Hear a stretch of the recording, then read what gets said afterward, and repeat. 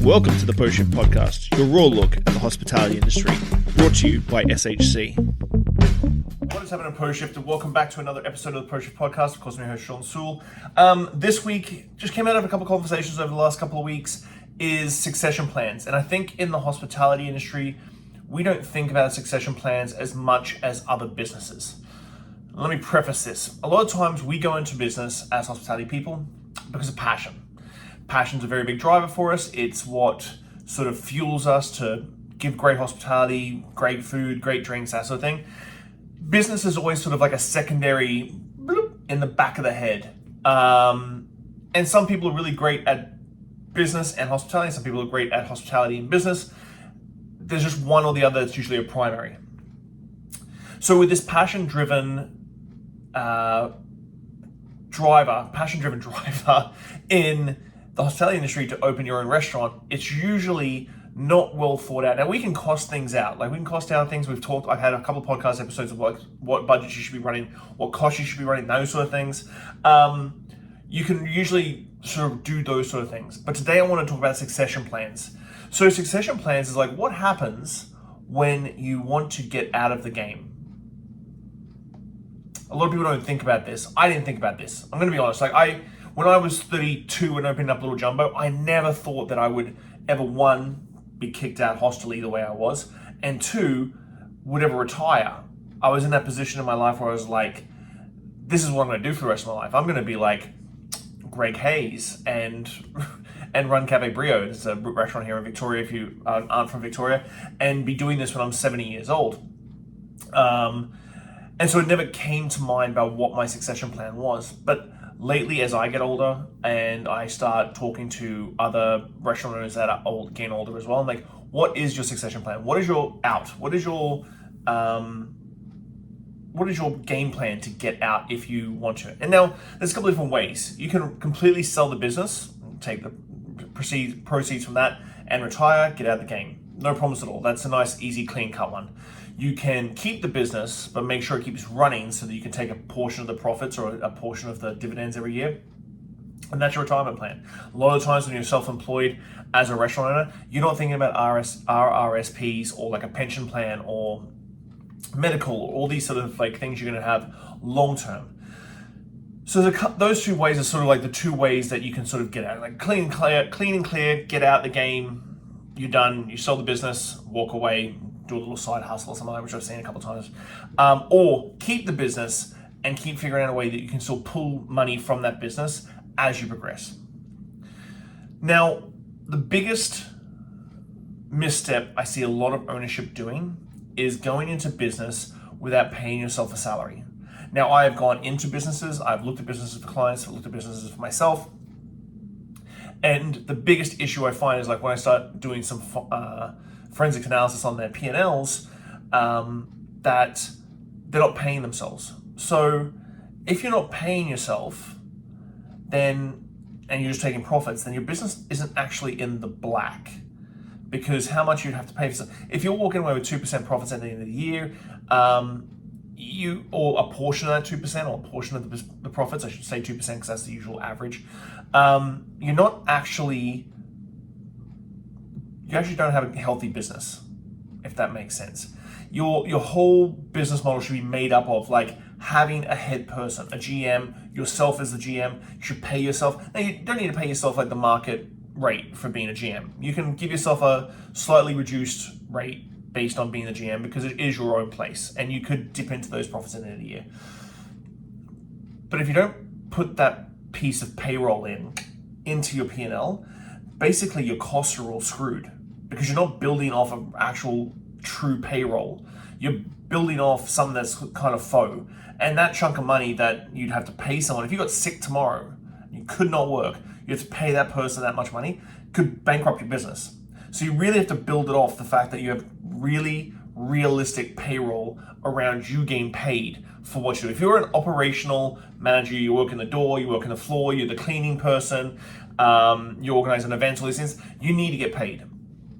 Plain and simple. It needs to be in your P&L. You need to take a payment every 2 months, every 2 weeks, traditionally like just everybody else. I hate seeing people say, oh, I haven't been paid in like 8 months. You can't live like that. That's not a way that your mental health is going to be good for your business and the people that work in your business. So set your business up properly. If you can't pay yourself, then you've already got a broken business model. I hope that makes sense to people. So succession plans. Succession plans can take as long as short as you want. I usually like to say 18 months, 2 years is like, in 2 years time, I want to sell the business. I want to keep the business and make it run without me being here. I think hospitality industry people have a really hard time being an absentee owner. I know I do. I'm not an owner, but I'm a manager, and I do feel a certain level of guilt and worry when I don't need to be at work. And that's just my little brain tick. But as you get older, there's no reason why you shouldn't be an absentee owner. There's no reason why you shouldn't be able to come into your business, have lunch, see your team, touch tables, kiss babies, and still be the face of it without having to do the 65 hours, 70 hours it takes to be an owner in the game we play. And so you're paying yourself. So what are you going to do over the last 18 months, 2 years? You're going to say, I'm going to sell the business. I'm going to finish the business up. Even if you're selling the business, you've got to make sure that business is healthy to sell it for the most profit that you can possibly make off the business. So if you're not paying yourself, you're not building your business model properly, you're not going to get paid the way it is. I've gone into clients with clients and seen P&Ls, and I'm like, this business isn't making money. So you're not going to buy the brand, just buying the equipment. And people who just buy the equipment, it's cents on the dollar, guys. It's cents on the dollar. No brand loyalty, no brand, no goodwill, nothing. It's cents on the dollar for equipment. So start early and invoke the right people. So set your business up the way that you would have, or hopefully you would have worked in before you opened your own restaurant. Have a GM, like someone that you can be starting to train up on being the general manager for the restaurant and doing what you do. That's a very important thing. Sometimes it's a little bit hesitant as an owner that you don't want to show people what you do because then you feel like completely negate, but show someone what you do. So invoke the right people. So that the right people also include your accountant, a lawyer, and start explaining to them, like, I want to, in 2 years' time, sell my business, roll it over, step away from my business, that sort of thing. If you truly want to be successful, you should be setting your business up to be successful without you being there. Identify and train the successors, and identify the people that are going to be the person who would be maybe not just the GM, maybe the bar manager, maybe a floor supervisor, and start working with these people. And this could take 6 to 12 months to get them to a stage where they can spread the load of your workload over 3 people. A lot of times as owners, we take massive sacrifices, and those sacrifices allow us to do a lot more than the normal person does. So giving your duties over 2 to 3 people makes complete sense, because usually it sometimes takes 2 to 3 people to do your job, because you're doing like cleaning and accounting and liquor runs and all these other things, that myriad of things that ownership has to do. Establish a clear timeline. So what you want to do is you say, okay, let's say now, 2025. So let's say January 2027, I'm going to sell the business, or I'm going to transition out of the business. Where are my KPIs over this next 18 months, 2 years? GM hired and trained, done.